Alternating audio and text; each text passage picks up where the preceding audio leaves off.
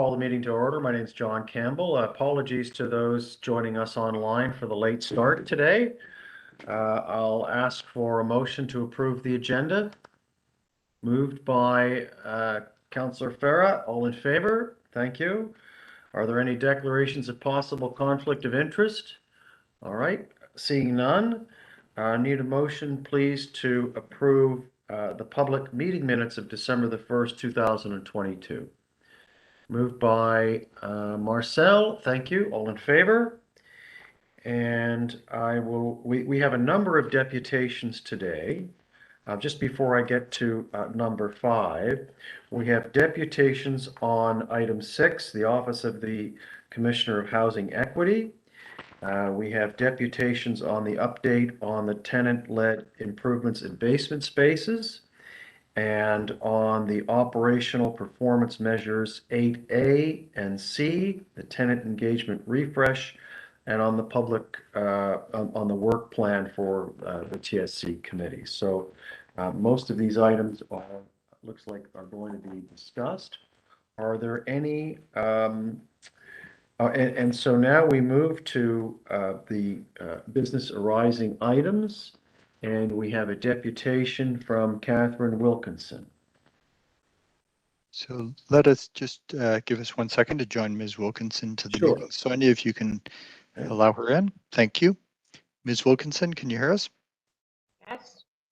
And Dara, just before we have Catherine join us, and I don't want to need what is it? I just quickly, at what point will we be meeting in person again so that deputants can come and sit in front of us? So there is a report that will be considered by the board at its next meeting that will propose to start in-person meetings at City Hall commencing in March. Okay. So with that change, deputants should be able to attend meetings in person and participate in the discussion in that way. All right, and so for the deputants that are speaking today, we have Kathy Birch and Catherine Wilkinson. Just apologies that you're not able to appear before us. We tried to have the technology work the last time so that would be enabled, and it didn't quite work out. I mean, I had all kinds of struggles trying to get logged on, as did others, and so that's why we're still in the mode that we are. So we'll look forward to hearing from you today, and then seeing you in person as we go forward into 2023. Catherine, do you want to go? Yes, before I start, I want to thank you, Chair Campbell. Can you hear me? Yes, we can. Okay. I want to thank you, but I want you to know, as I was placed in the lobby, I didn't even know this meeting had started. You're in solitary confinement until you let me in. So I had no idea you've actually gotten to me and I'm speaking now until you said, Catherine, are you there? Well, you're out of solitary confinement. I'm glad that's happened, and apologies. Dara is going to just make a comment on that. So the public are able to watch board and committee meetings using the live stream on YouTube, and that's the mechanism that we use to allow members of the public who are interested in the proceedings of the board and its committees to watch the meeting in real time. And yes, deputants will move to the waiting room when their deputation is concluded, but they can continue to watch the proceedings of the meeting on YouTube. Okay, that's not acceptable. I am deputing on multiple items. You're going to kick me out of the meeting, let me back in, kick me out. In the meantime, I hear nothing. So a tenant essentially has to have 2 computers, one to sit in a room in solitary confinement and another one to go actually hear what's going on in the meeting they've been kicked out of. So there's no reason why deputants, you cannot just mute their microphone so they can continue to hear what's going on, but without kicking us out of the room so we can hear nothing. Can we not do that? Just mute her, Dara? Right? The governance staff don't have the ability to mute and unmute meeting participants. They control that process themselves. Well, I'd be happy to mute myself, right? I think we can probably, you know, if they get rowdy, we can just do what Francis did, just clear the chamber, right? Absolutely. Right. Sorry, Chair, I just want to understand that if somebody is going to be making deputation, they're in the waiting room. And then they That's correct. can't hear what's going on in the meeting unless And you go off. Okay, so it's pretty complicated. And It that's the sounds like same it. practice that the city follows when it deals with deputations at committee meetings. But I Oh, so thought- We are people, following the city practice. yes, I didn't know that then, Dara, that you actually can't be following the meeting, but you're not usually making multiple deputations, you're making one deputation on an item. You only have one time. On this, you can make, well, I guess you could do that too. Obviously, it's not a great system, so in person, it'll be much does- better. Does Sonia or the meeting host not have the ability to mute participants? Yes, but they can unmute themselves. Oh, okay. Well, I Trust us. yeah, I think I would be in favor of just, letting them hang in there and trust that they won't. I mean, I don't expect any outbursts. And if there Okay. is, then. And you if there deal is, with I'm that, the chair and I'll ask Yeah. them to be quiet, right? So. Yes, now, there were outbursts in the council chambers, and I'm not sure if some of the deputies here today may have been involved in that on Wednesday. So that's all I want to say. So we can let both of the deputants today into the meeting, and Right. if there's any problems, then we'll try and manage that as the meeting proceeds. Got it. Okay. Okay, Catherine, go ahead, please. Thank Then I you. think somebody would be taken out of the meeting. I would ask Chair. Not sure. If somebody, they're able to listen, Involved in that. but interventions of any kind, you're gone from the meeting. Yeah. You have to go back on YouTube. I'm not fooling around here. Not Today. putting up with that. And Okay. if there's any problems, then we'll try and manage that as the meeting proceeds. Right. Well, Miss- I'm asking the chair to Yeah. manage that somebody is now removed from the meeting. It's that simple.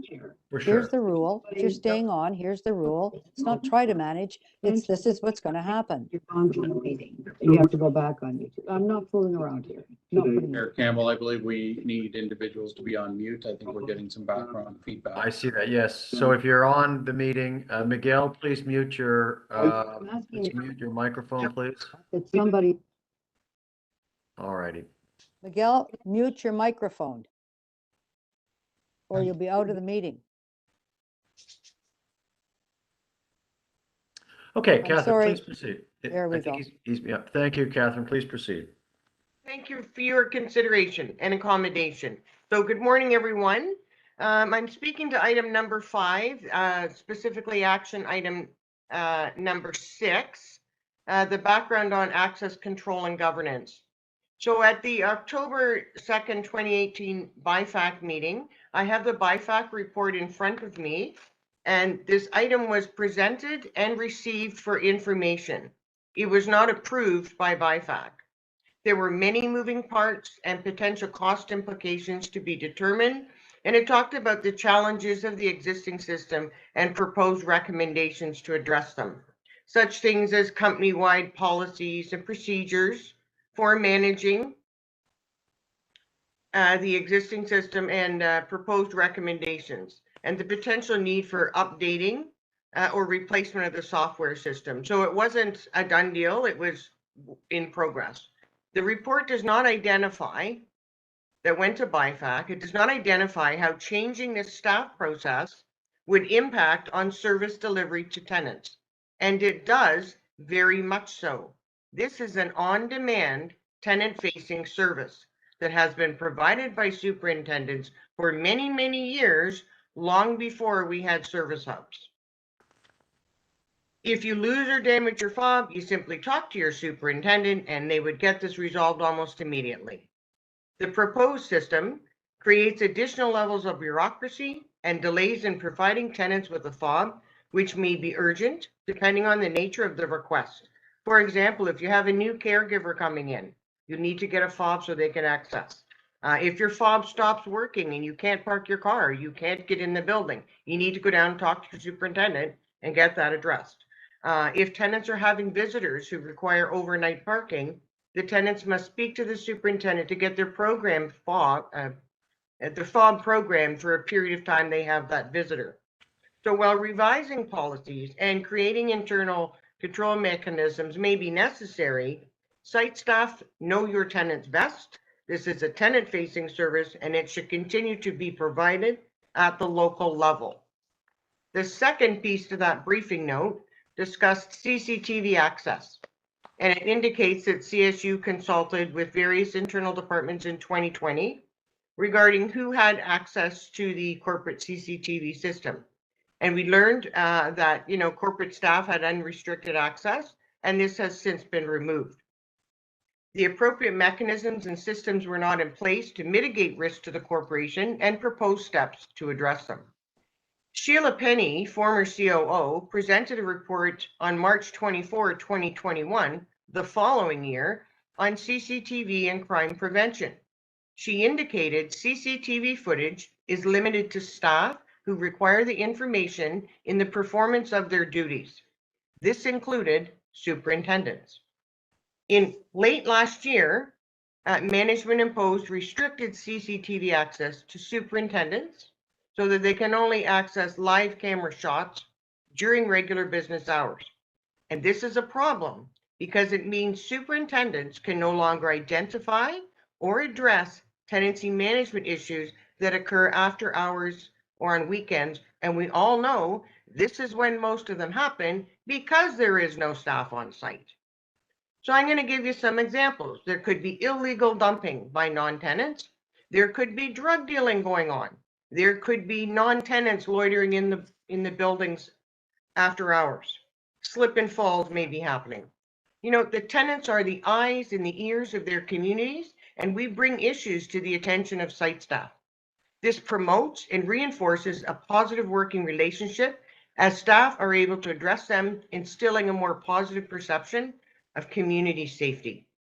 Under the Information and Privacy Commissioner of Ontario, superintendents are very much need to know staff to access CCTV footage who require the information in the performance of their duties. So I would like to propose a compromise that would allow superintendents to have a minimum of 72 hours unrestricted access to their CCTV cameras. This will allow them to see the most recent incidents that occur after hours and on weekends, including long weekends, respond to them locally in a timely manner, working with their tenant service coordinator who sits beside them in their office to address them through tenancy management. This eliminates make work for superintendents under the proposed system, which requires them to create and file an incident report to community safety unit. So please consider allowing superintendents to have 72 hours unrestricted CCTV access to better serve their communities in addressing tenancy management issues in a timely manner. Thank you. Thank you. Any questions? No, seeing none. I have, okay, I think there may be a question of staff later, but nothing further. Are there any questions of staff in regard to the items on the business arising? Sorry, Mr. Chair, we did have another deputant in relation to the business arising. Mr. Avila had asked to depute in Oh, relation. yes, I see that. Right. Okay. Miguel, are you there? Ms. Wilkinson, I'm just going to turn your camera off in the meantime. Okay. Good morning. Can you Good hear me? morning. And you need to mute yourself, Catherine Wilkinson. I think she has. Okay, Oh, Miguel? showing green. There we go. She had not. So can you hold my time? Okay, can I start it again? Whenever you're ready. Okay. Good morning again. Good to see you again, Director Campbell. How are you? I'm very well. How are you, Miguel? After the city budget meeting on Wednesday, Council of Paula Fletcher as well. It's good to see you again, both of you. So here I am to speak on item 6. The access control governance is something that is pivotal for us at 220 Oak Street because we are developing a e-bike bike enclosure policy. a policy that will help us tenants, and it could be a model for other communities. I'm happy to say that 250 Davenport Road, they are developing similar policy to address the issue of e-bike enclosures. So we need to have access to fob controls, and that is not possible at the current moment. We need to have a policy that enables residents to have access to the parking garage, similar to the parking policy for the underground parking garage. So that is the thing that needs to be reviewed by your legal department. We already submitted a document, which is we have been collaborating, working with residents. So we have a review in draft. I'm willing to share with you, but you know, you can ask Ms. Gerarda Williams. He's aware of that work we're doing at 220 Oak. With regards CCTV access to the staff, well, you know, it's up to the CSU for them to answer to those issues related to safety. I agree with Catherine Wilkinson about the proposal that she's making, because my friends, every day I found furniture in this building blocking access to the doors, and it makes the work of the staff dangerous. We need to address that problem, and we have had already many fires due to faulty e-bikes batteries. So we need to stop by allowing e-bikes going into the elevators.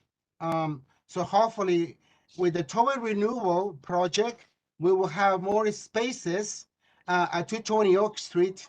But that means that, you know, the e-bike policy will help us to have some control mechanism, and that is a good way to address this new policy.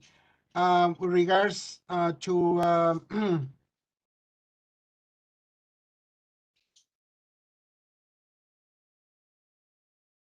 with regards to the Wi-Fi, item number 9, we thank you that it was mentioned at the last tower renewal meeting by Adam Palicero. We have a community building, and he says that 220 Oak Street, we have access to a Wi-Fi system in place in the coming year, I believe.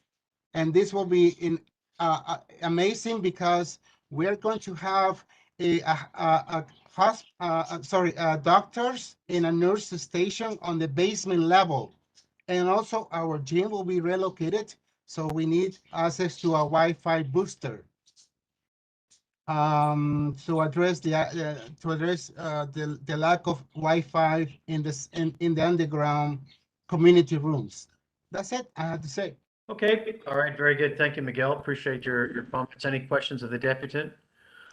All right, seeing none, we have no further deputants on the action items. Motion to receive the information, or are there any questions on any No, of the of briefing course, notes? I do have a question, because I think Ms. Wilkinson raised an important question about the okay. access, the superintendent's having access to the camera stream around tenancy management. So I think anyone who was Mr. Avila's microphone is still on, Mr. Chair. Miguel, can you please mute yourself? I've muted Mr. Avila. Oh, yes, okay, very good. All right, thank you. So I'd just like to understand that if there's a charter reason for that, or because obviously it's operationally it's much better if there's access. Okay, comments from staff? So that's a policy matter that she's addressed, not a building matter that she's addressed.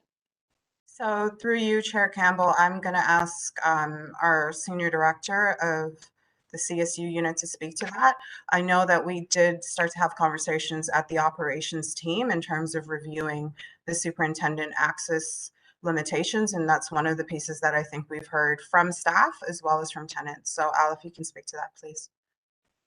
Yes, good morning, everyone. Good morning, Director Campbell and Councillor Fletcher. Just in regards to the CCTV access, there was a review done a couple of years ago, and that incorporated looking at the legal requirements as well as the operational requirements.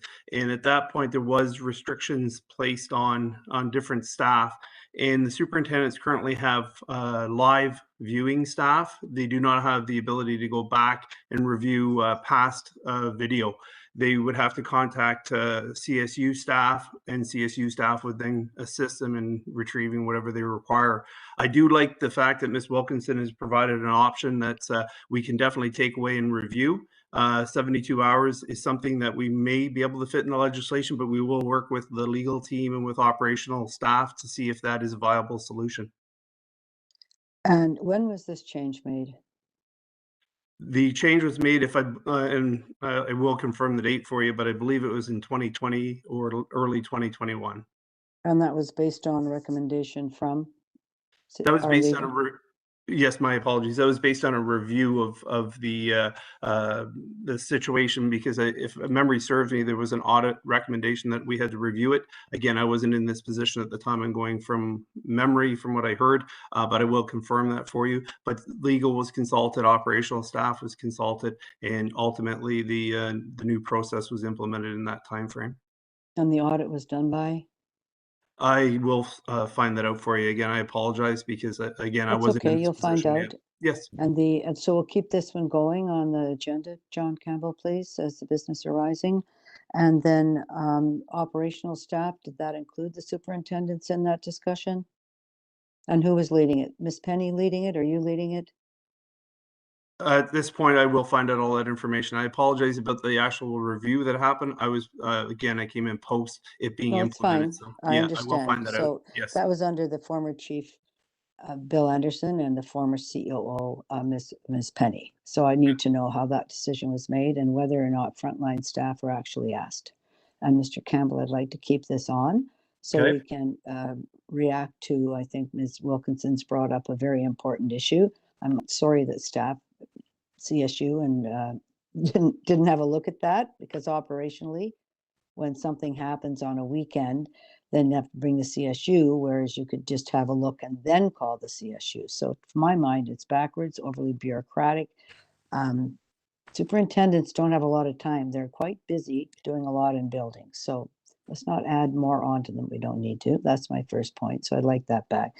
Number two, Mr. Chair, I would like to make sure that we're talking about policy issues in deputations.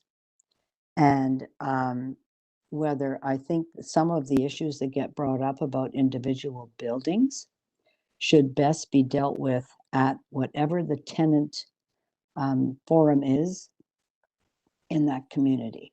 That's why we have tenant forums, and with the staff and with the general manager. I don't believe the board is a place unless there's Right. a severe issue somehow and they've not, then I'm not interested in hearing about building after building individually. I'm just being very clear with you, and I'd like that to be part of the discussion around that. So I think what you're asking is that this item, I would suggest you would like to move that this item be referred to the subsequent TSC meeting with with an update on how we arrived at these decisions. Correct. And who was in charge when we arrived at Right. those decisions? So Because I think they're kind of bad decisions. So I think maybe this Possibly. this could either be in the form of an updated briefing note or a report, but I think an updating briefing note would suffice. We'll just keep it on the business arising, yeah. if that's okay, because I think it's an issue. All And right. I think probably it's worthwhile having that conversation with the frontline superintendent, frontline folks, because they like to make sure their buildings are working well. So Darrett, Councillor Fletcher is going to move that motion that this item be referred to the next meeting with an update on information on how on some background information. Agreed. Understood. Okay. And some options. Mhm. Okay. John, thank you. Do you want to, do you want us just to vote on that, Dara, or do you want to write it up and put it on the screen, or how do you want to do that? I think I've got enough that if you vote Yeah. on it, I can bring it back. All right, Thank you. okay. All right, okay. So I will then just ask for, do we need approval of that? Is that, because that's a Just motion, moving right? that to keep it on the agenda and bring All right. back the update and All right, so options, we'll and ask, that's pretty ask for simple. approval of Counselor Fletcher's motion. All in favor? All right. And then I will ask for a motion to receive the information on the business arising update. Moved by Counselor Fletcher. All in favor? Thank you. Now, we now go to item number 6, which is the Office of the Commissioner of Housing Equity reports. And we have a deputation from Catherine Wilkinson. And Wilkinson? And there she is. All right. We need to see her face. Ms. Wilkinson, can you restart your video? Well, sure, but my face isn't there. Okay, so I wanted to welcome Melanie Martin as our new Commissioner of Housing Equity. Okay, I know it's interim. And a really, really big thanks to Summer Nudell for keeping OCH on track in Q4. I know that you make a great team and our tenants will be well served under your leadership. The reports before us today are well written. They articulate the challenges you're facing and your approach on how you will address them.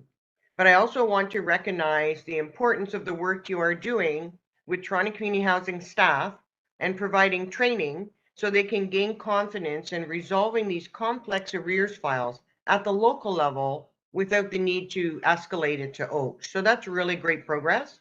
And it takes a village to do this type of work. And while the OCH village is a relatively small group of staff, they go above and beyond to provide thoughtful, tailored, compassionate service to tenants during a very difficult time in their lives. And I also want to acknowledge, which doesn't happen too often, is the team of the early resolution officers and the admin staff who work behind the scenes, and we don't see them here, but I just want them to know that their dedication, we're aware of it, and their work ethic, and it's very much appreciated. I'm also pleased to see that the OCH services are now available to all tenants in Toronto Community Housing, including the family portfolio. A single mom with a couple of kids facing eviction have their own unique set of circumstances. As we see by the numbers in the report, tenants in the family portfolio represent 53% of OCH files. And for the first time in OCH history, these tenants in the family portfolio will have equal access to these important services. So I'm confident that OCH will determine the best OCH approach to serve tenants in the family portfolio, and thank you for your continued efforts. Excellent. Thank you, Catherine. So I would, she sort of took the wind out of my sails, but, that was great, right? Like I don't even have to say anything, except I really do want to express my gratitude to Summer Dudell for stepping in, in a lurch and really keeping things together. And I certainly want to welcome Melanie back. I think we've already seen some, really positive, upbeat things, having both of them step into the roles that they've done, and filling the gap that was created with the changes. So. I've had some back and forth with Melanie. I think they've written a really good report here. And, I'll turn it over to you, Melanie. Thank you. Thank you, Chair Campbell, and I really appreciate the warm welcome. I'm so excited to be here and to get this amazing opportunity of being the interim commissioner. I'd also like to thank Summer. I know everyone's done that, who's actually attending today in case I get some questions on last year when I wasn't here, for assisting me in the last 4 weeks as I've been transitioning into the role.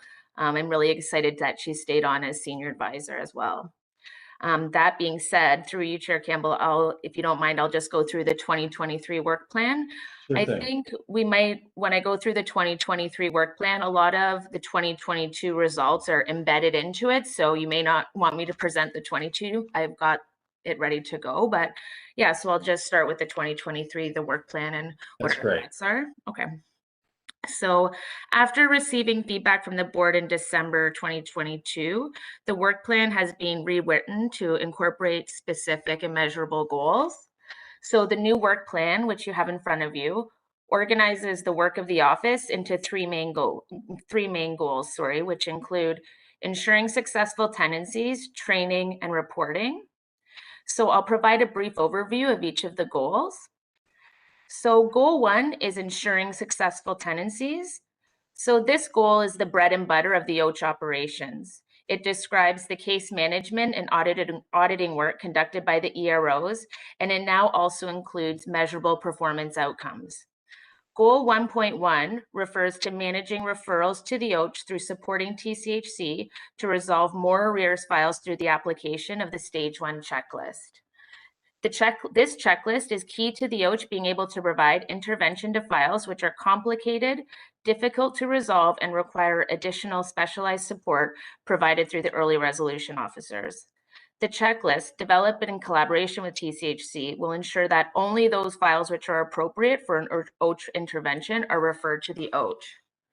Our goal with respect to the files received to the OACH are as followed: to receive approximately 600 files from TCHC and TSHC in 2023, down from over 900 in 2022, to resolve the need for eviction in 80% of those cases, referrals, to reestablish a source of income for tenants in 80% of files where tenants have zero income, to support tenants to complete and submit annual reviews in your reviews to reinstate RGI subsidies in 60% of files from the family portfolio and 85% of all other referrals. Broker reasonable repayment agreements and complete budgeting exercises in 80% of cases requiring a local repayment agreement, and to provide support to tenants with identified underlying issues. In these cases, 100% of all tenants with underlying issues who consent will be connected to services to support them. The second goal is training. The OACH will work collaboratively with TCHC to improve the arrears collection process and train staff with a focus on improving client service, reducing evictions, and improving compliance with the arrears collection process. The OACH will do this by first actively participating in the development of the new ACP with the predicted rollout of Q3 2023, train approximately 150 TSCs on the ACP when it is finalized, provide case conferencing bi-weekly to frontline staff, provide advice and coaching to TSCs who contact the OACH and request support, and also provide bi-monthly workshops to TSCs on all aspects of tenant engagement, customer service, and resolving arrears. I'm happy to report that we have already started this work, and we trained approximately 150 TSCs in February on the new Stage 1 checklist. We are also scheduled to provide training on the Housing Stabilization Fund and how to access this to all the TSCs and CSCs in March. Lastly, we plan to provide the TSCs with a resource guide with tips and tricks for assisting tenants. This guide will include resources such as Rogers Connected for Success, free telephone income tax clinics, Meals on Wheels, etc. So we're going to put together a guide for them. Through this concentrated, regular, and specific skills enhancement training, our goal is to build TCHC staff capacity to serve tenants who are in arrears of rent and prevent the need for an OACH intervention in many more instances. Finally, goal 3 is reporting.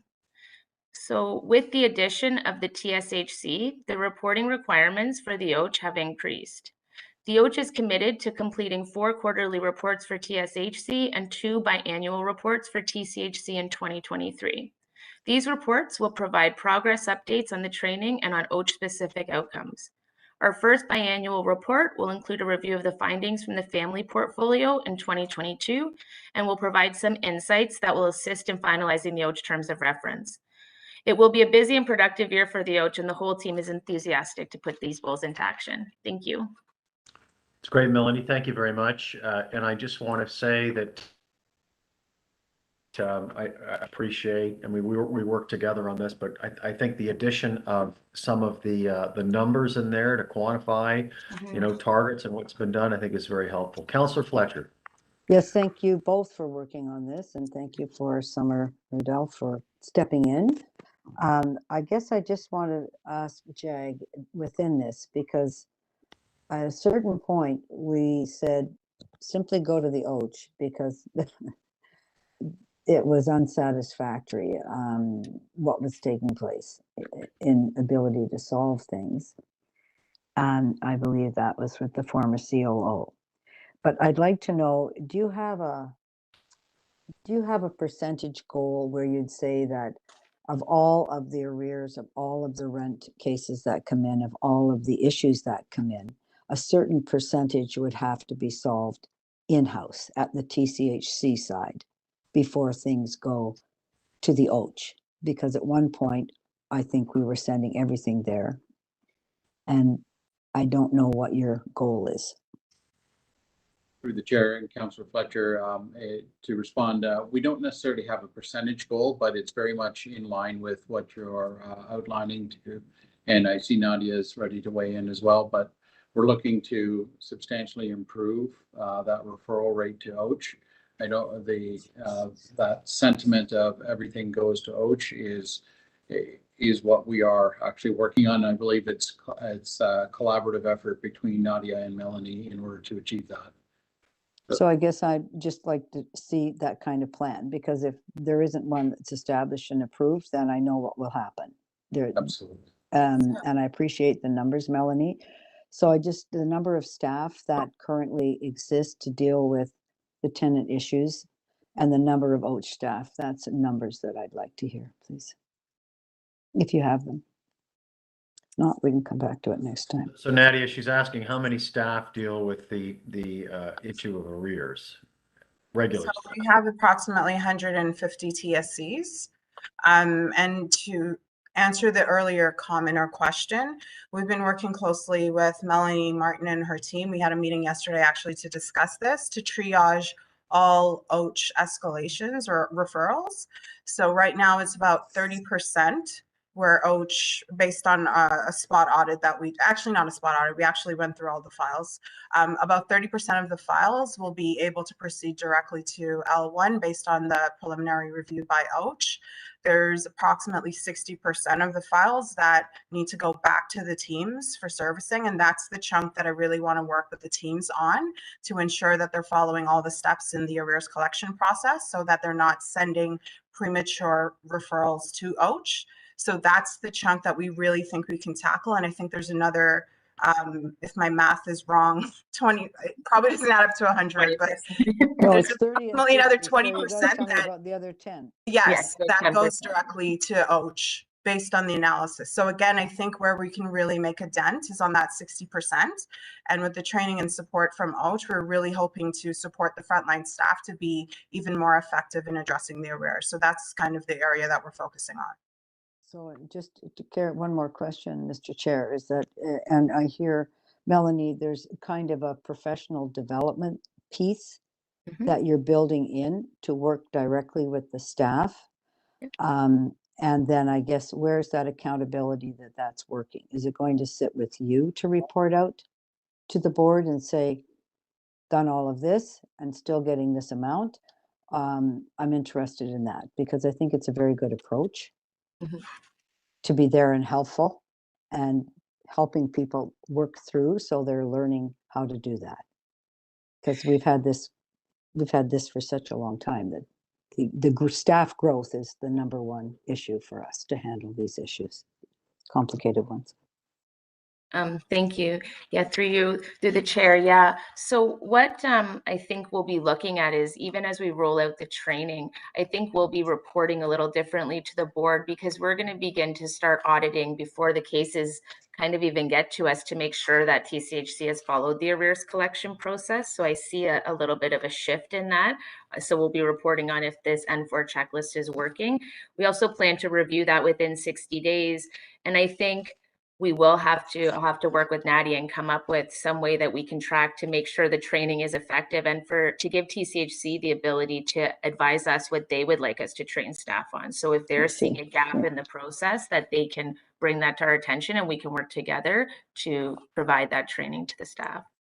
And lastly, back to you, Nadia, there's 150 TSCs. what's the manager complement for those TSCs, and what's the requirement there?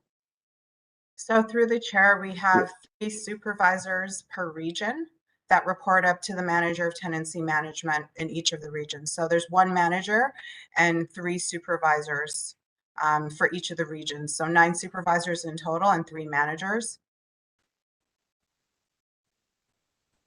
Okay, thank you. Thank you. Any further questions of committee members? Uba or Marcel? No? I have a couple of quick questions. We say that we're looking to avoid the eviction rate, eviction in 80% of the cases. That's on our goal. And so what happens in the other, what happens with the other 20%? I mean, that proceeds to an eviction, but is it, you know, what are some of the reasons? Are people just refusing to pay, or they're trying to scam the system, or they don't seek out the help that's available to them? What are the reasons that, you know, we still have to proceed to eviction? And I guess before you try to answer that, I guess we should also recognize that the vast majority of tenants pay their rent on time, Yes. right? Definitely. And when we look at the total number for the year, it's really small comparison to the number of people that are paying their rent. So, but of the ones that wind up getting eviction, I'd just like to have a little better understanding as to, you know, why that occurs. Yeah, so do you want me to answer? I'll answer that. So when we put people through, or we're recommending L1, a lot of them go to the landlord tenant board. There is a percentage of tenants who actually want to go to the landlord tenant board, so they feel like they disagree with even what OACH is telling them, and they feel like they want their day in court and they want to go to the LTB. So in those cases, we do connect them to the legal clinic and recommend that they have a legal clinic there. And a lot of times they will broker mediated agreements at the LTB. So they're not actually being evicted, they're brokering it. It just, they want to broker it there at the LTB rather than with OACH. Oh, okay. Yeah. And then, you know, in the report, it specifies the number of people that are put on repayment plans. What's the success ratio of the repayment plans? There must be some that still fall by the wayside. Yes, there is. And I can get you the exact numbers. Sorry, I had some written out. But I think we say that for OACH repayment plans, we've looked at it in about 30% to 40% breach at some point. So what OACH will look at is when a repayment agreement breaches, we'll determine if there's an exceptional circumstance. So did something substantially change in their situation? Did they lose their job? Was there a death in their family? Did they have some type of unexpected expense that led to them breaching? And we would give them one more opportunity to negotiate a new agreement. But if there was no exceptional circumstance, they would then proceed to the LTB, where they would then again get another opportunity to mediate an agreement. It would just be formalized at the landlord tenant board. Got it. Great. Okay, thank you. And in goal 2, in about the training of staff, and the target, the training will result in a reduction in the number of referrals to the OACH. And we're sort of referring to this earlier, from the family portfolio by 30%, and only referring those cases where tenants require additional support to sustain their tenancy. And I was wondering if you have a number there.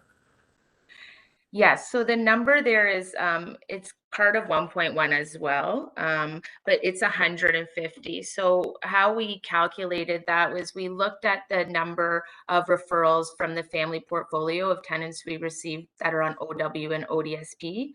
And it was actually, the number was 126. So we assume that those cases will now be resolved at the front end by TCHC, so they won't be referred to OACH, but we rounded the number up to 150 because there will always be tenants. There's always a few from the senior and vulnerable category that might be also receiving OW and ODSP. So we tried to make it a conservative estimate. It could be more, it could be less, but it was based on last year's referral numbers. Right. Okay.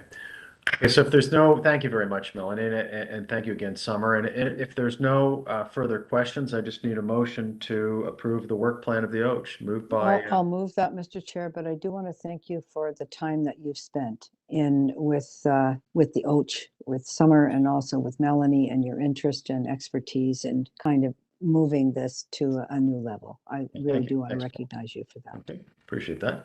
Okay, so it's moved by Councillor Fletcher. All in favor? Great. Thank you, Melanie. Okay. And then we don't have, and we need a motion to approve item B, which is the performance plan appraisal, because we haven't approved Sorry. that as well. Yes, so I have a summary of that if you'd like me to go through it. I think It's up to you where. I think I'll ask if there is any questions on that item. I think we'll just ask you to keep an eye on that, Chair, Yep, rather yep. than go through the whole thing here, because that Absolutely. is one of your duties as the Chair. Thank you very much. Okay, perfect. Okay, and motion to approve. Moved by Marcel, all in favor, thank you. And now we have item number 7, which was brought forward originally, an item of concern of Councillor Farah, and we have a deputant on this item. And Ms. Wilkinson, you should be able to turn on your camera if you choose to do so when making your deputation. Catherine, we're back to you.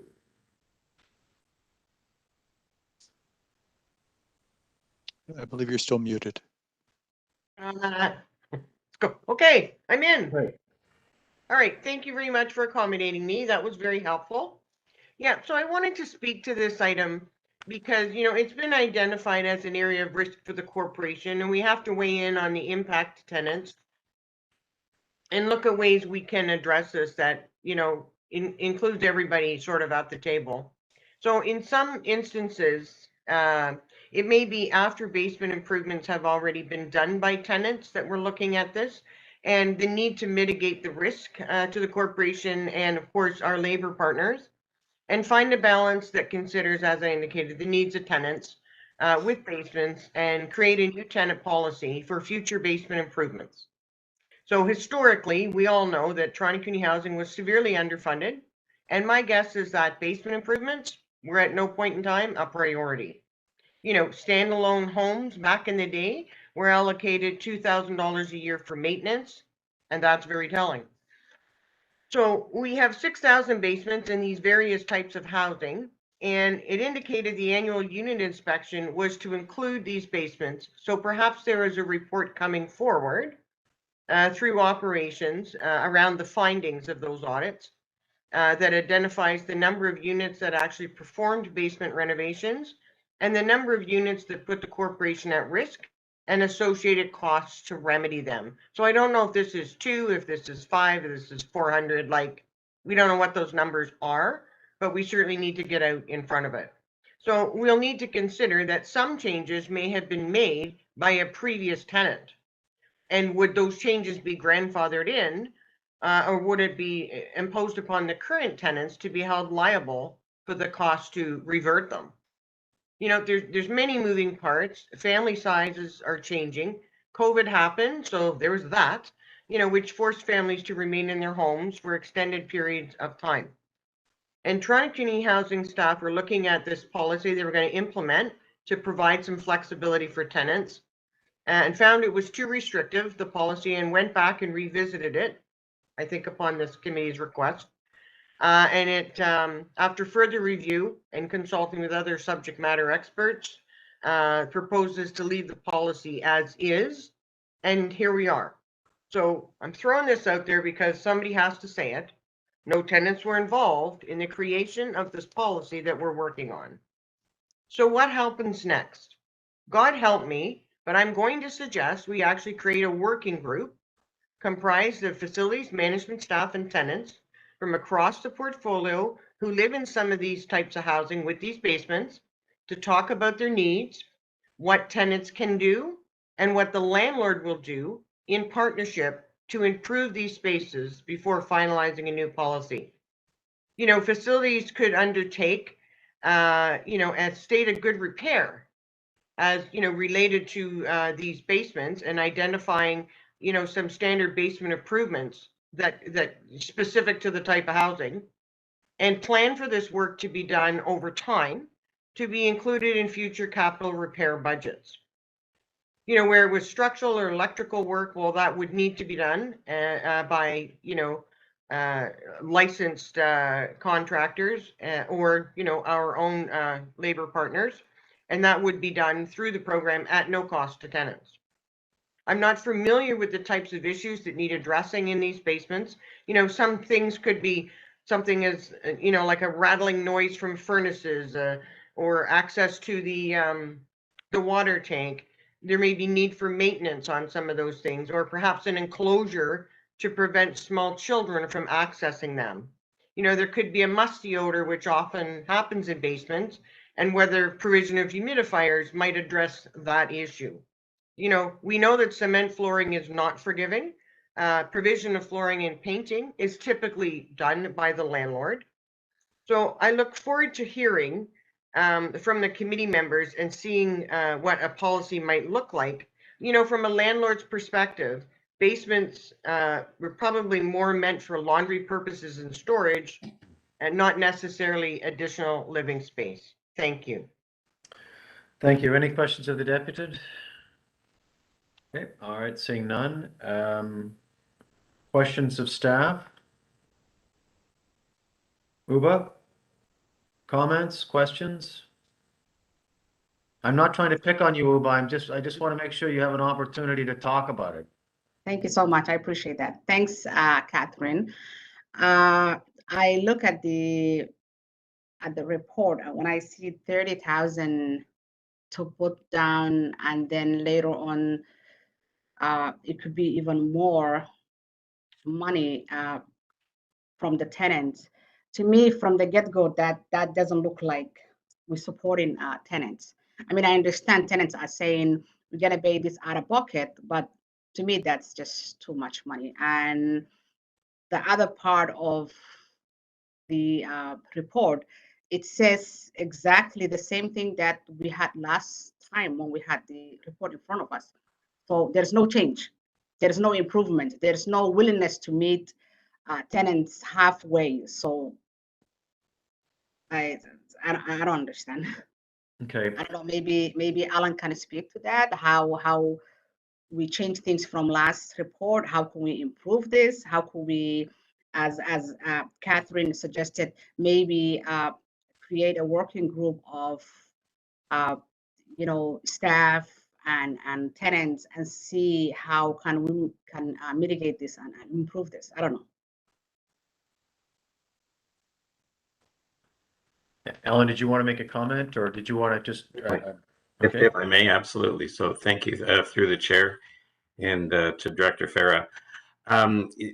The $30,000 was where that number came up from, and again, that's just an estimate.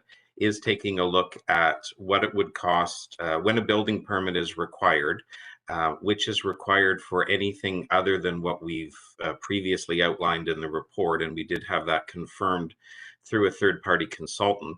In order to obtain a building permit, there would need to be drawings put together so that can be submitted to the city to get the appropriate permits. So we were looking at a rough cost of about $5,000, which in today's market isn't excessive. To get drawings done by a qualified professional who can put the drawings together, that then leaves about $25,000, just again as a high-level estimate, to complete renovations in a basement. And based on today's environment, $25,000 doesn't go far in terms of renovations when you're looking at materials, cost of materials, any of the other, plumbing or electrical that may be required.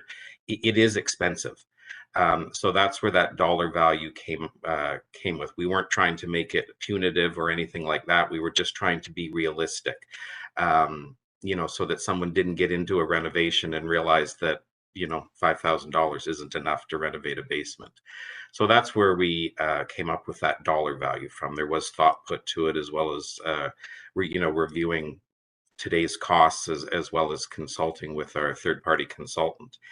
In terms of the scope of work, we did, when we went to the consultant, we didn't, you know, we went to the consultant and said, here's what we're looking at. We're looking at what could be done in a basement space that, you know, wouldn't require a building permit. And then we outlined, you know, what the request was in terms of making a space that could be, you know, a safe space for people to, you know, for their children to play, or to, you know, online learning or working from home, anything like that. And the consultant did take it away. They did look at what could and couldn't be done, and they did confirm that what we had originally thought could be done without a building permit is what was listed originally. Anything over and above that would require a building permit, and then we are getting into a situation where we would need to have drawings completed, and you're getting into that $30,000, you know, area of work. I'll be honest, I'm not sure what we would be able to accomplish with a focus group, because again, I think we know what the ask is. We're providing what can be done, you know, from a perspective of not requiring a building permit. Okay, And all right. The thing is, sorry, Go ahead. and the thing is, the 6,000 basements we have, like tenants that we have who reside single homes and townhouse, all of them cannot afford. Some of them even 3,000, let alone 30,000. So it's not across the board that every single one tenant is asking, I want to build my basement. It's the few who can afford and see that as a space that they want to make like feel at home, or they want to, because of safety, they want to keep their kids indoors and what have you. So if they are saying, we're willing to pay out of pocket, we're willing to comply with TCHC and use the and constructors who are building our homes, as well as we're willing to get the permit, what is the issue? What is the risk? That what are we worried about? If people are willing to comply all the dues that that we're asking. so through the chair, as part of the report, we are saying that if we wanted to allow tenants to do that, we can, but we are asking that there would be the available funding up front to ensure that we didn't get into a project which then couldn't be funded. Oh, the 30,000. Correct. Okay.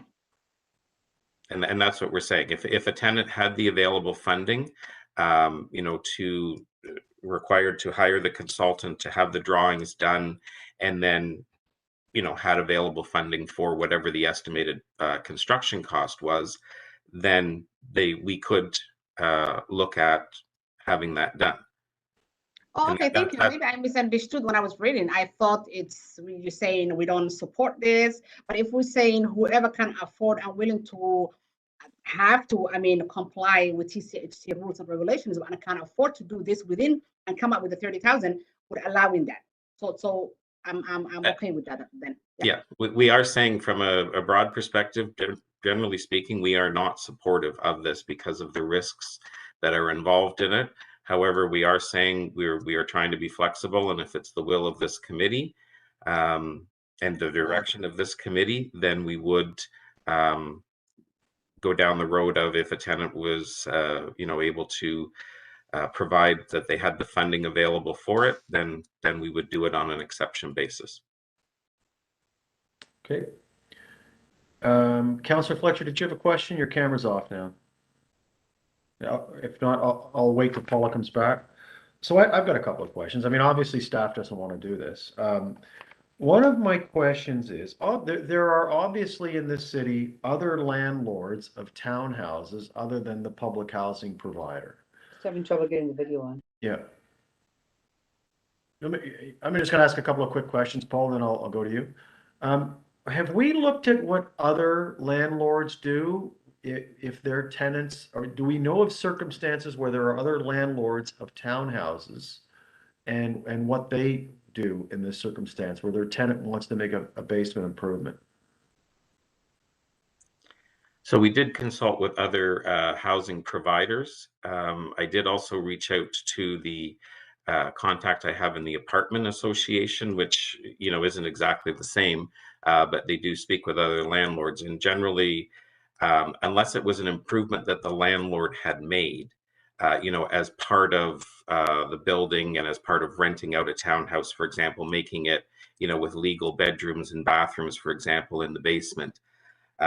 They generally, the information we found is that it would not be supported for a tenant to make these improvements, because there is always the concern about how the quality of work is done, which we would try to mitigate if we went down that road by requiring a permit. There is also then what happens when a tenant moves out and or a tenant is evicted. Then they may feel that they're entitled to those improvements that they've made. And how would you undo that, or, and I. Okay, all right. Well, that's a legal matter, right? How much demand is there for basement improvements? Do we know, do we know how often these requests are made? To my knowledge, I haven't seen any requests other than coming through the work that's been asked of this committee. A lot of people ask that. And as we speak, whether we know or we check or we don't know, a lot of people already built their units, their basements.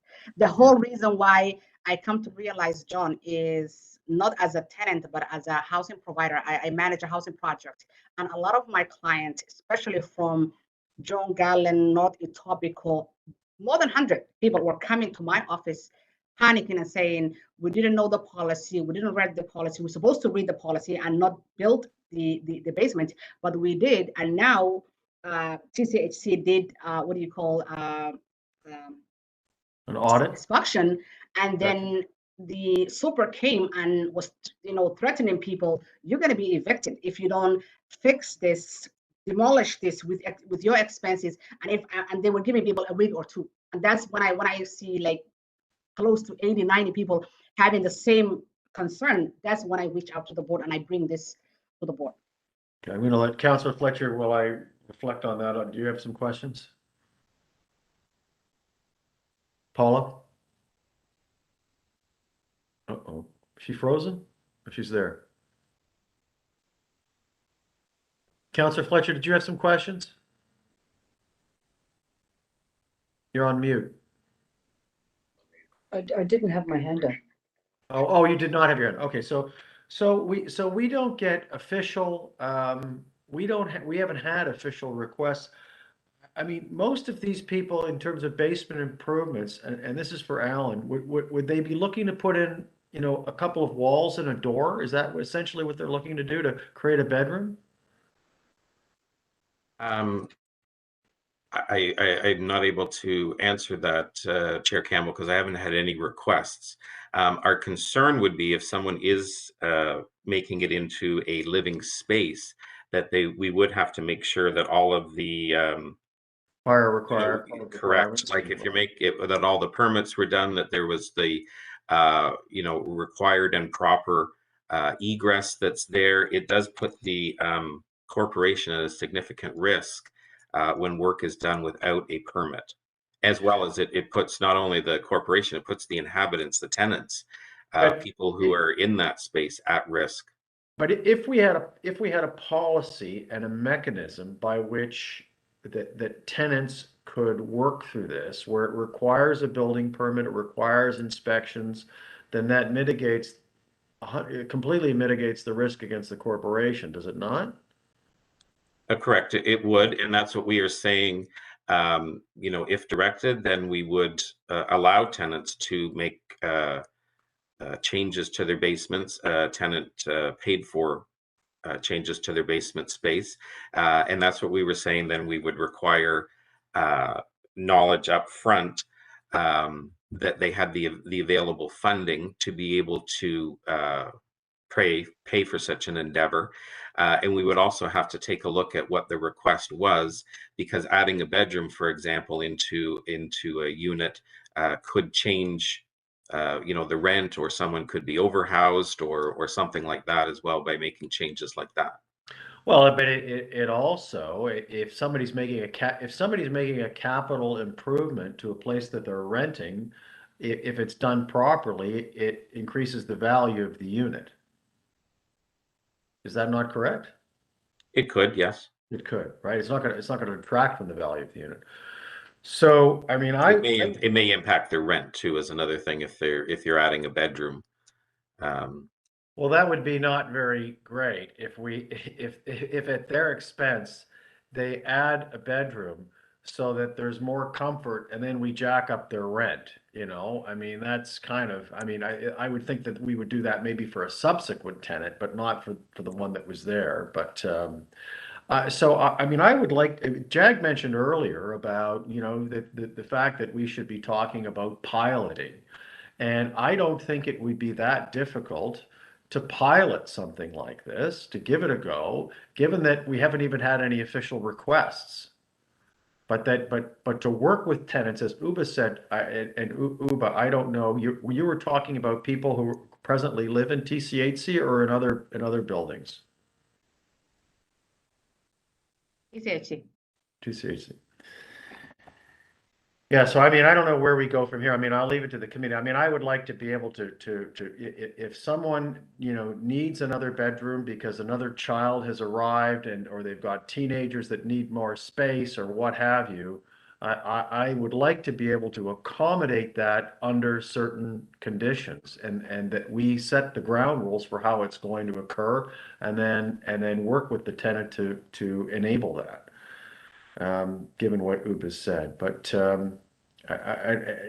Jag, do you want to pick up on this? Do you have any questions or comments? Or I can also say, Chair Campbell, Yep. sorry, Jag, that is in the report. There is the option to do that, and that's what we were saying about having the, we could do it with having the funds available. Right. Okay. So that is contemplated if that's the direction of the committee. Sorry, Jag, I didn't mean to interrupt. Not at all. And through you, Chair Campbell, I think once again, as Ellen has indicated, there is the opportunity for us to pilot this and look at how it could be put in place.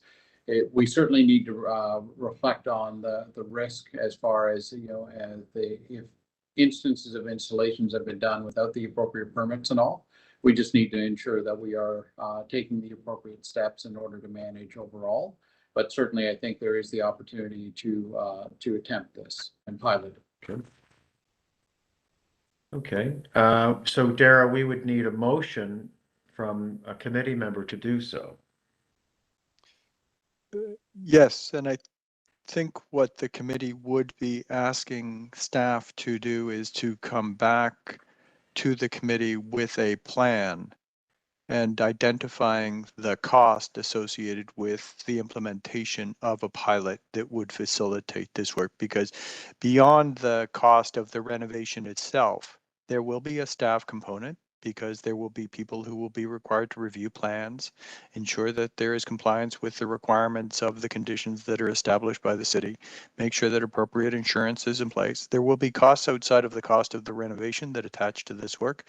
But if I understand correctly, the request would be come up with a plan in consultation with tenants that would allow the piloting of this type of program.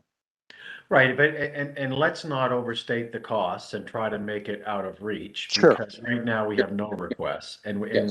the pilot might be, we'll look at 2 or 3 requests a year, in which case the costs are not going to be, astronomical. I mean, it's. And Chair Campbell, I believe Alan in the past has indicated that would be the case.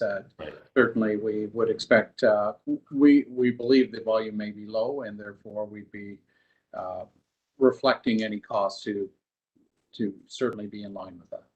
Yeah, and frankly, I think it's better that we're involved rather than somebody slapping up a wall in a unit that then becomes a fire trap.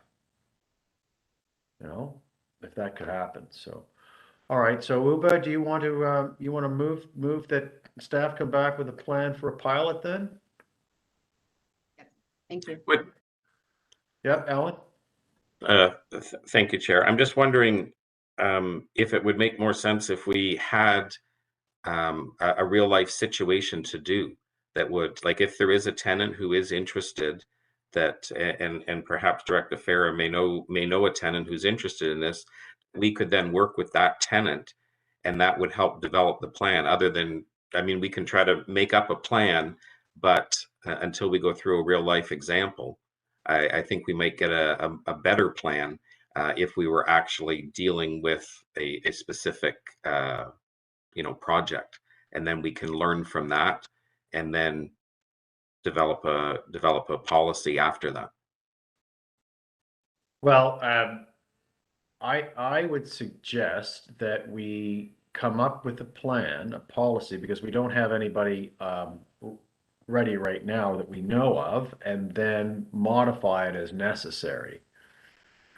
I mean, I think it would be appropriate for a community housing provider to show a willingness to work with tenants who want to, like, let's say you've got a couple of kids, and they're 9-year-olds, and now they're 13-year-olds, and you need to stick one of them in the basement because they're fighting all the time, because they're teenagers, right? And so people don't necessarily want to leave their accommodation and move across the city to get a bigger unit. They want to just be able to, as if they own the place, to be able to modify it so that everybody's, got their own space. And so I suspect that, I don't know how often that's going to happen, but it would be great if we had some sort of policy in place, a mechanism in place to enable that to happen, even though it will be it may be a rare occurrence. So, Director or Mr. Chair, I think what I've drafted is recommended the Tenant Services Committee direct TCHC management to return to the committee with a plan that would govern the implementation of a pilot that would permit the implementation of tenant-led improvements to basement spaces. Lots of implementation there. Identifying the costs associated with implementation of such a program. I think, and when we talk about identifying the costs, yeah, that would be fine. That would be fun, because we don't even know the number of how we don't even know how many units we'd be talking about a year. That would be fine. And again, there's no rush on this because we don't have a demand, but it would be great if you could bring that back to either the next meeting or later this year. Chair Campbell, if I may suggest, I apologize for interrupting. Sure. And should there be an indication of a tenant that would be interested, if they would maybe connect with Alan directly, such that we could essentially use that real life example as well. Right, and and I would also think that this would probably come from a tenant that is paying a market rent, because if they're not paying a market rent, they probably haven't got the funds available to do something like this, So we know that's only I don't know what percentage of the townhouse portfolio are market rents, but maybe it's 20% of the people. So we're not going to have that much demand for something like this, I think. Uber, how does that sound? Yeah, sounds good. And meanwhile, as Jack was saying, if I come across someone who is in need to fix their unit now, before the plan comes, no problem. I can connect that to Alan. Okay, great. Yeah. Thank you. All righty. And then, and just one last point, Alan, you mentioned the $30,000. I would suggest that number, should that number be variable depending on the scope of the project? It doesn't, because it wouldn't have, I'll just let you answer that. Certainly, we could take a look at it. There would be a minimum that would be, I think, needed to ensure that there could be hiring of the consultant. And then with the hiring of the consultant, that helps scope out the project to understand what it is. And then a construction cost is generally part of what a consultant would provide as well. So, that would certainly can be variable. And perhaps, as I'm thinking it through, we can even word it. There would need to be demonstrating that funds were available up front to get through the design phase of the project. And then once we have the design and the scope, then show that funds are available to pay for what the estimated construction cost is. Okay, all right, okay. Okay, that's fine, thank you. Okay, so Uba, we'll have you as the mover of the motion. Okay, all in favor? Okay, thank you very much. No further discussion on that. Next item is the operational performance measures. And we have a deputation from Catherine on item 8A. Catherine Wilkinson? Hey, I'm working on it. Okay. All right, so there's just a couple of comments on this report, and I do apologize. I didn't intend to spend my morning with you, but here I am. So just a couple of comments. So on item 1, the tenant calls to the client care center. You know, it is difficult to determine why there was 12,000 less calls versus last year, but I'm going to be positive about this, and I'm going to put the spin on it that perhaps it means as a direct result of service hubs, tenants are now going to talk to their superintendent or to the service hub to get that tenant facing service that they weren't getting before. So I'm going to hope that that's a positive outcome. I know there's a future report coming out on the service hubs or a survey or some such thing. So I am also looking at the demand, in-demand request for pest treatments over 2021. And I appreciate, of all people, that this can be for various reasons. But if one of them is due to the annual unit inspection process, that is cause for concern, most especially in the case of bed bugs that hatch every 10 days that may have gone unreported. So I know we had a good pest control strategy in 2010, and I'm really pleased that there was uptake and agreement to improve upon a communications plan for tenants around pest management. And I'm wondering if it might be timely to revisit the process, that strategy, to determine if there is more we could be doing as a landlord to ensure we are openly encouraging and supporting our tenants when they have pests in their unit, you know, regardless of who identified them. So then on 7A, page 5, rent and parking arrears. Look, I know addressing arrears is an ongoing challenge, and I'm really not going to go on and on about that. But I do know, and John took this thought right out of my head, we also know the majority of tenants do pay their rent on time, and we give flexibility to, you know, precarious employment situations where rent may not be paid on the first, but is always paid on full. So I think it's, you know, good to hear that, you know, but for a few, the majority of tenants really do pay the rent on time. And with the revised arrears collection process, I know that operations is trying to get at the root cause and taking individual needs into consideration in addressing this. And I support our tenant service coordinators, and I really feel for them because managing tenancies with, you know, complex arrears can be a daunting task. Now, the other thing I wanted to comment on for the first time in our history was the parking arrears. You know, under the previous IT systems, the board was told parking arrears could not be split out from rent arrears. Never, wasn't going to happen until we spent millions on an IT system that would allow us to split them out. And so here we are, for the first time in TCH history, the parking arrears are at 1.8 million, and that's still a significant amount of money. We currently have 2 eviction prevention policies in place, one specifically for arrears and the other one is for cause. Now that we have determined what the parking arrears are, perhaps it might be worth considering a parking arrears strategy. By not addressing these parking arrears, we essentially allow these tenants to continue to park for free.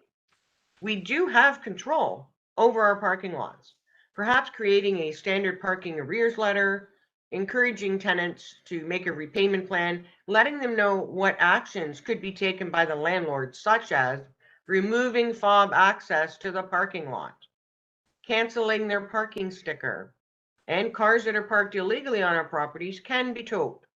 So as we are responsible as a corporation for the upkeep and maintenance, safety, snow removal, and above ground parking and heating, underground parking garages, this comes at a significant cost to the corporation. We need to send a clear message. If you are a tenant parking on TCH property, parking is not included in your rent, and you are required to pay for this service. Thank you for your consideration. Thank you, Catherine. Any questions of the deputant? Okay, seeing none on the item, on the operational performance measures, are there questions from committee members?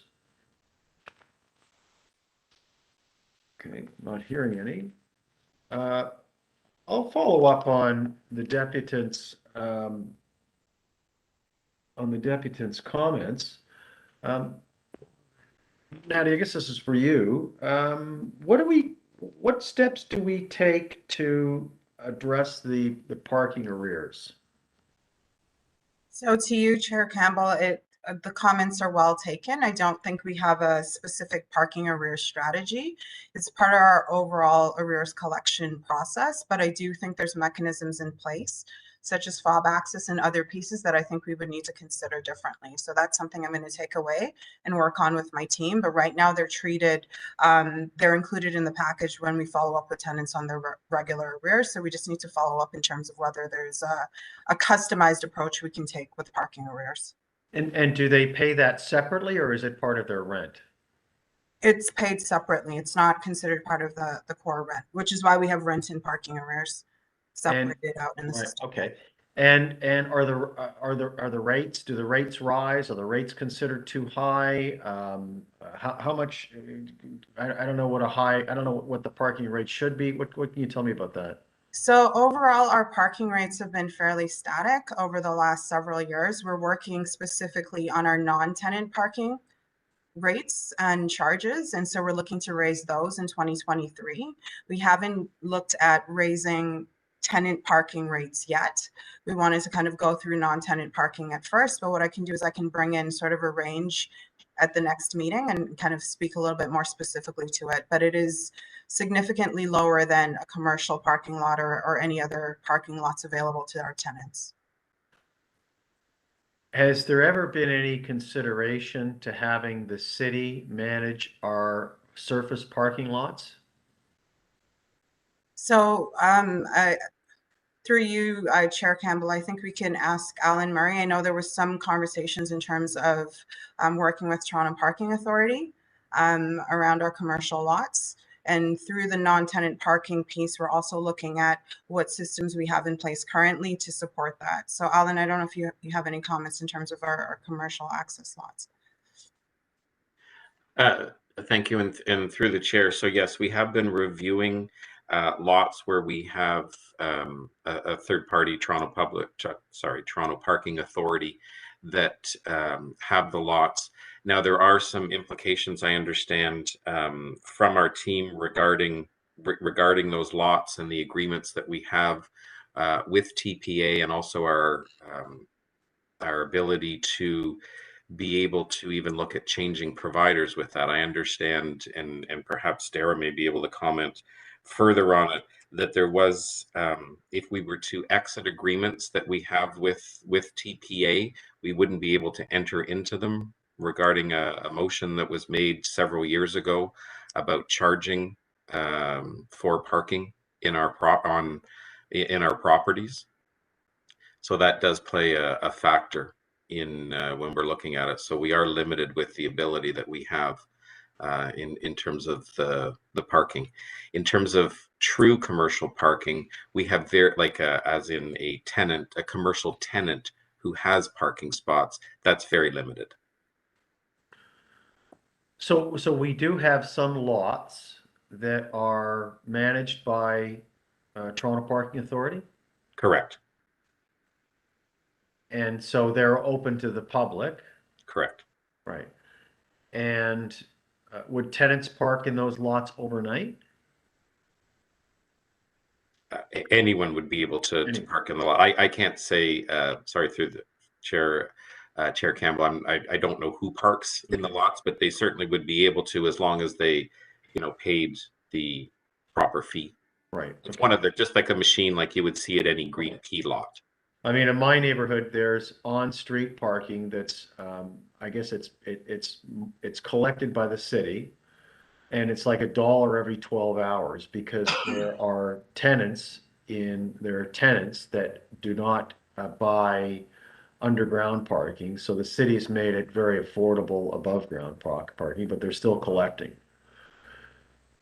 So anyway, well, I think we probably need some sort of mechanism to collect, and this 24 million in arrears, has this been a fairly steady figure for some time? It looks familiar.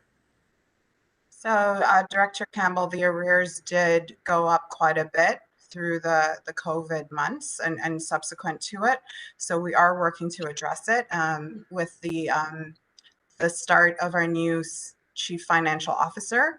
We have started to have those conversations. We're also working with the service manager to look at strategies, particularly around tenants that are on OW or ODSP that are in arrears, to look at more progressive strategies in supporting that population.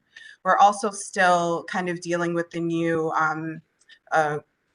annual review process where tenants are expected to turn in their notice of assessment. So we're still working through those challenges to ensure that we have the appropriate documentation to have tenants on the appropriate rent rate. So we're still having some challenges with that, but it's still a bit of a gap for us, for sure.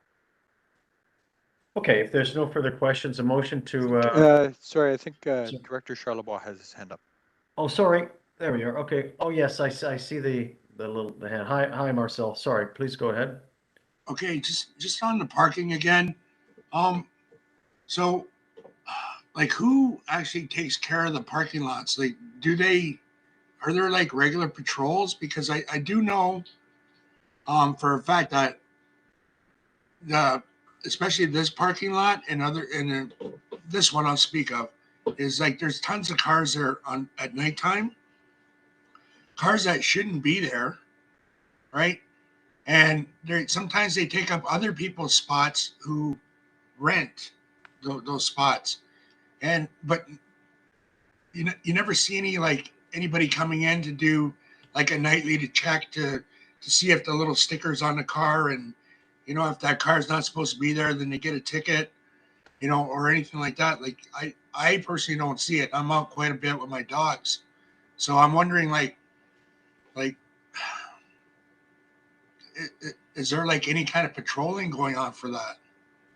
So through the chair, I will ask Alan Britton to speak to this. We do have a parking enforcement team that reports up to our community safety unit, so he can explain a little bit more about the process and how that team is activated. Yes, thank you very much for the question, and through yourself, Chair. The parking enforcement unit in CSU it consists of 7 active members, and unfortunately, over the last few years, we have had retention issues. We're working at that, and we believe we'll be able to retain people in much greater capacity in the future with our new CBA. But we do assign our parking enforcement officers to areas. They do go out and patrol daily and nightly. And we also have our special constables have the authority to also enforce parking. So in the instances that you're speaking of not seeing them, it's disappointing to hear, because if you're out as often as you are, and I'm sure you are, that you should have seen them. So we will take steps to improve in your area. But we do have parking officers that issue tickets, other ones that do enforcement and remove vehicles from unauthorized parking. So they are out and about, and again, we need to obviously get them enhanced in your area. Okay, anything further, Marcel? No, thank you. Okay, a motion to receive item 8A, moved by Uba, right, Uba? Okay, thank you. All in favor? Perfect. On the tenant complaints update, we do not. So yes, we had a deputant, but that deputant subsequently withdrawn. withdrew. All right. On item 8C, Mr. Avila contacted us early this morning and asked to depute in relation to that matter. Okay, on 8C, we need a motion to approve 8B, moved by Marcel. All in favor? Okay, to receive for information, I should say. And then on 8C, the tenant engagement refresh.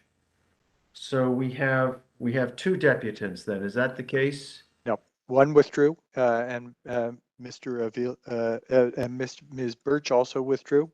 Oh, she withdrew. Oh, okay, I didn't yes. see that. And so the only deputant we have on that matter is Mr. Avila. Okay, Mr. Avila, are you there? I don't see Miguel on. Oh, there he is. Okay, Miguel. Yeah, thank you. Thanks for the opportunity to address corporate policy, which is the tenant engagement. A lot of good work has been done to address the tenant engagement in Regent Park and across the portfolio all over the city. I was provided in August, I attended one of your tenant action plan tables at the 89 Chestnut Street building. I was given two copies or two policies. One is the tenant rep code of conduct and the tenant rep removal policy. Both were included in the package. And because of the short of time, we couldn't address this matter with the rest of the tenant reps in attendance to seek answers to questions about these proposals in policy. It's in draft mode, by the way. So I have asked this question. My tenants at 220 Oak Street, I'm going to speak again, that are members of Regent Park and in the social development plan, they have the right to ask questions about these proposal policies that will have perhaps a positive or a negative impact moving forward. So I will ask Julio Rodriguez or Ms. Nadia to come back to answer my invitation to 220 Oak Street Community Building meeting in March, or perhaps we can set up a WebEx meeting so you can explain to us that the second policy of the tenant rep removal policy is in effect, by the way. I heard it through the grapevine. So I just want to hear from the TTC staff if this is really true. Now, I'm going to be speaking about item you already voted on, by the way, with regards the item 6. I forgot to address the corporate. We don't have a corporate e-bike policy across the TCHC. Oh, Miguel. I want to ask this. I want to clarify this because the voices of 220 Oak Street matter. The voices of Regent Park matter. The voices of the social development plan of Regent Yeah, I know. Miguel. Paula Fletcher to apologize. Miguel, if I can just, Miguel, sorry, on the e-bikes, I think what you might be best to do is, as they say, take it offline and engage with staff that way, because right now, the topic of conversation is the tenant engagement policy and what's happening there. So we just would like to stay on. Apology from Paula Fletcher, please. I beg your pardon? I demand an apology from Paula Oh, Fletcher. no, Councillor Fletcher was just, alerting me to the fact that we're getting off topic. She's certainly within her rights to do that. She doesn't have the right to discriminate me or 220 Oak Street. No, she wasn't. But Miguel, my job as chair is to keep us on track, right? So I mean, we're already late getting started, and we don't want to wait off. There's a whole raft of things we could talk about if we just wander off into the ether, right? So we wanted to stay on the topic here. Is that all right? On the tenant engagement refresh, that was really the topic. Well, so it's good that we are engaging the tenants, and it's good that we are doing our best to communicate with tenants after the pandemic. I'm so grateful that we have a work undergoing in progress to increase that voice. Hopefully, one of the things I mentioned to our outgoing mayor is to review the shareholders policy with the city so we can allow more TCHC resident directors to represent us at the TCHC board. Currently, we have 3, which is good, but we need to have more voices from the TCHC side, resident side. So hopefully that will be a changes that can happen. And I think Councillor Chen made a comment as to how we compensate our tenants for the hard work and hard labor. Many of us, we have been doing this work for free, but we do it with a good heart. We do it in a good way, but times are really rough this time. So we need to change the shareholders policy with the city. And those are the two things that need to be addressed in year 2023. And thank you so much for allowing me to complete my deputation and look forward for any questions. Well, thank you, Miguel. You know, we always appreciate your comments and we welcome them every time. You know, I appreciate the fact that we have a handful of tenants that regularly provide us with some insights as to how they're feeling and what's happening in these communities. That's very much appreciated. Are there any questions of the deputy? No? Okay, seeing none on the item. Any questions? I have questions of staff now. Okay, thank you. Councillor Fletcher. So, yeah, have we got more deputations now? Only on the final item. Okay. I am number one on page 71. There were the 3 big meetings that were held, quite a number of tenants attending.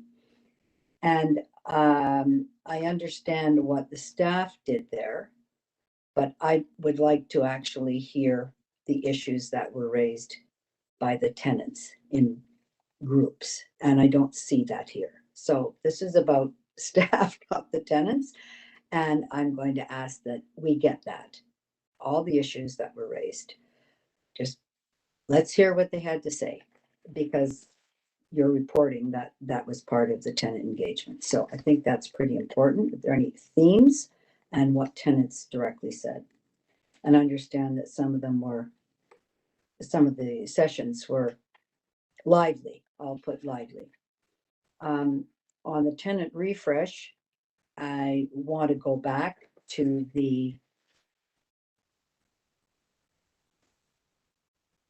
Tenant Advisory Council and the issues that were raised there vis-a-vis the tenant board members for the city to sort out, because thank you very much for putting in the shareholder requirements for tenant engagement. And I think we all know that I want to make sure that that's completely aligned with the Tenants First program. And I know there have been 15 tenants who have been confirmed, but the committee has not yet been confirmed. I'd like you to confirm that, Ms. Gouveia, that this is still up in the air based on the shareholder requirement, correct? So through the chair, Councillor Fletcher, there is a report going forward to, I think, the Housing Committee of the City on February 28th, which the service manager is going to make recommendations and suggestions around the Tenant Advisory Council. So right now it's on pause pending recommendations and suggestions from the city. So that's through the city manager, the service manager, to make sure things are aligned. And there may be a process that those 15 may go through a different process based on a recruitment. The relationship to the city may be different, and establishing what the role of the tenant board members. I mean, they're not just advisory people out there. They are board members appointed through the city, and we're never really clear about their ability to make that or be involved in that. So I'm very concerned that there's 2 processes now, and how a tenant board members, which go through a very rigorous recruitment, are that we honor that. And then I just want to point out again on page 1 where we've called it tenant elections. And I'm going to have to just know what we call an election, because here it says a democratic system of active tenant is an election, 4 people going in a room and 2 people being selected. I believe most were selections. So I'm still questioning that and not satisfied yet with the answers that I've had, because this is an ongoing issue. Thank you. I just wanted everybody to be clear where I'm coming from. Thanks. So if I can comment on that, Councillor Fletcher, I am in the process of hiring a role to support a review of the tenant engagement system and working with the team that's currently implementing it. So I'm hopeful that we'll start to have a bit more information and supportive documentation that can speak to some of the questions. Recognizing that not all 1,400 members were actually elected, I do think that's language we need to clean up. But we're still in the process of working with the city to get recommendations and next steps on the TAC. The Tenant Advisory Committee, as well as starting to really look at some of the feedback we've heard from tenants and from board members and other stakeholders in terms of tweaking or amending the system accordingly. So that's underway.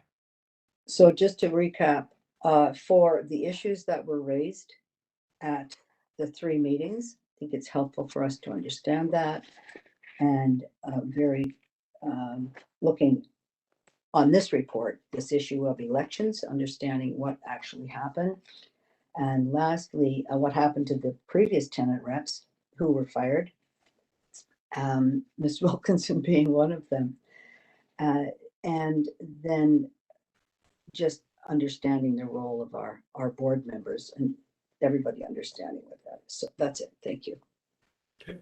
I see Marcel had his hand up. Okay. No. Okay. Anything further, Uba? No. Okay. All right. Motion to receive the item. Moved by Councillor Fletcher. All in favor? Thank you. And the last item on the agenda is the public TSC work plan, and we have a deputation from Catherine Wilkinson. Catherine? I'm here. Okay. Took me all morning to get this. Okay, so and actually, Councillor Fletcher, I'm not so much sure as I was fired as I had expired. The terms had expired and they we're done. Whichever one it was. I was out of there for sure. But I still love and advocate for tenants. I don't need a title. And you know, you see me at this table. I don't need a title and I don't need recognition. I'm trying to make a difference and be the voice for people who don't come to this table and share their voice. So I wanted to talk about the work plan. It seems pretty generic as they are these days.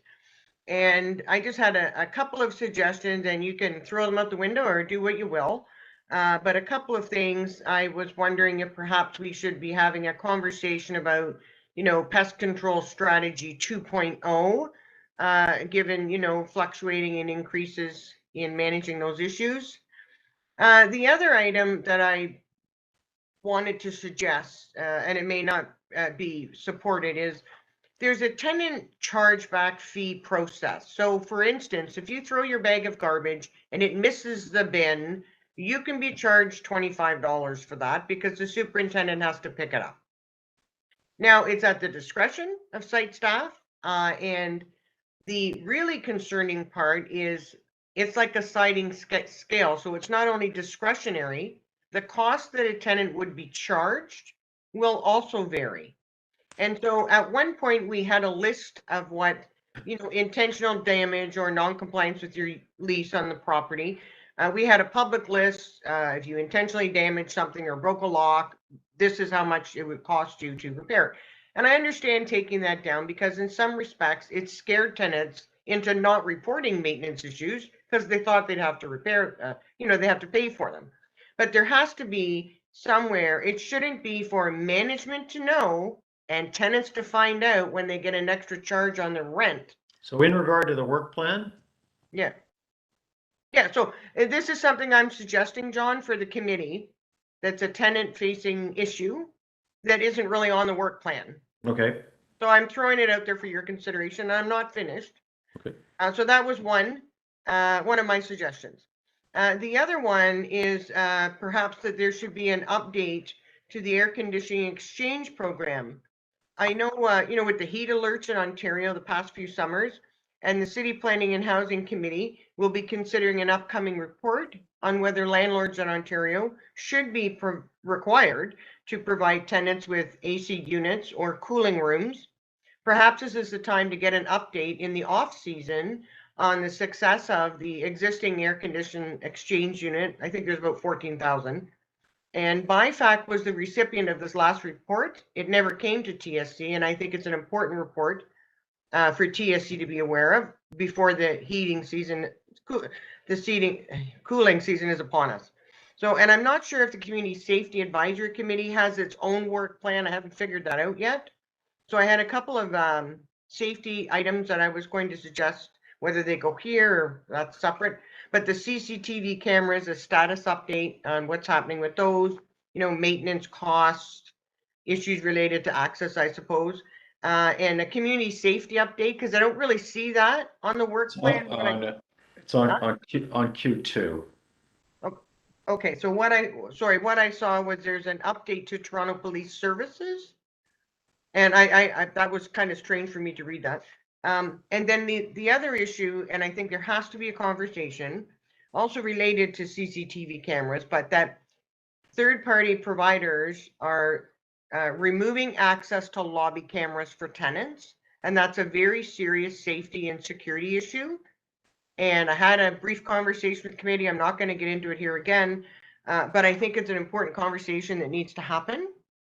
And those are my suggestions. Okay, thank you. Any questions of the deputant?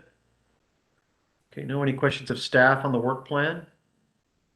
Or any questions of the committee members of staff? Uba.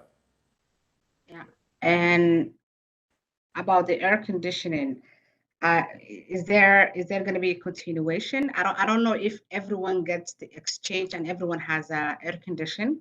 And the ones that we have, I heard some tenants saying they are not cool enough, like they're not cool in the rooms. Also, they're very loud. They make a lot of noise. So I was just wondering if they're going to be continued first, and if there is a way that we can fix the concern. Maybe I could rephrase it in the context of the work plan. Where would an update on air conditioning come into play for discussion? Yeah, okay. Nadia or Jag, where would a discussion on an update on the work plan on the air conditioning come in? Chair Campbell, I believe Alan's just come on, and I think he would be the most knowledgeable on this. Okay. Thank you, Jag. And through the chair, I can provide an update. So due to budgetary constraints for 2023, we will not be proceeding with the air conditioner replacement program for this year. So Alan, rather than, I mean, I'll let you continue with the specifics, but in terms of the work plan for the committee, where would an update on this topic fall? When would we expect to hear about this? Would it come through, operational performance? I don't think I'm just trying to figure out where something like this might come, in the form of a briefing note, or because it's presently not on the work plan to get an update. So might it come, for example, or maybe Dara, an item like this could be added as a briefing note update, for the we can provide a report to this committee. Yeah, and so then we just want to put it as a placeholder on the work plan. Mr. Chair, I can governance staff can work with you and with this Mr. Murray to identify the opportunity at a future tenant services committee meeting for a report back on the status of that program. Okay, all right, and then further to the deputant's question about, well, we discussed pest control pretty much every meeting anyhow, so a discussion on policy, I guess, can come out of that. So Alan, I'll let you continue on the air conditioning, just to advise the members and those that have tuned in, and then we'll work to put it into the work plan for later in the year. Certainly. Thank you, Chair Campbell. As I noted, the air conditioner exchange program for 2023, due to budgetary constraints, we weren't able to continue with that. We are wrapping up the program as it stands, and basically what we will be left with in terms of window air conditioners are the very low risk window air conditioners that are over balconies. So the risk with those ones is extremely low. We will obviously look in 2024 to see if we have funding available to finish the program. In terms of the units themselves, they are covered by warranty. We did look at the BTUs that we were exchanging. So in no case would we exchange a unit that was of a lower BTU. So the output from them. And if there are any concerns with the operation of them, certainly we have met with numerous tenants to help review the operation of the unit, and the units are under warranty as well from the manufacturer. And if there is an issue with the warranty, then certainly that can be done through the manufacturer. Okay. Any further questions, Uba, on that? No? Okay. On the work plan, I flagged the fact that we have no tenant survey planned for this year because of budget considerations. Now, is the tenant survey something, I mean, I probably should know this because I've been on the board for, over 3 years, but is the tenant survey something that we do annually, normally do annually? So I can comment to that direct to you, Mr. Chair. We do it every other year. So Oh, we every were other scheduled, year. yeah, we did it in the fall of 2021. So we were planning to do it again. Apologies, I have a cold, so I'm a bit raspy. We were planning to do it again this November, but we're just moving it to the new year. It's not a huge delay. We've just moved it by a couple of months. So it will still be on that sort of 2-year cycle. Okay. Okay, that's all I need to know. Okay, so that's fine. So it's not like it's a year behind. No, it's just a couple of months. Okay, so a motion to approve the work plan, moved by Marcel. All in favor? Okay, thank you. And that concludes the meeting, I believe, Dara? That's correct. Right, okay, motion to adjourn is always in order, moved by Marcel. Okay, all in favor? Thank you all very much. Thanks to staff. And have a great day and have a great, long weekend. Bye-bye. Thank you, Mr. Chair. Sure thing, Paula. Have a Bye-bye. good weekend, everyone. Thank you. Bye-bye. Thank you.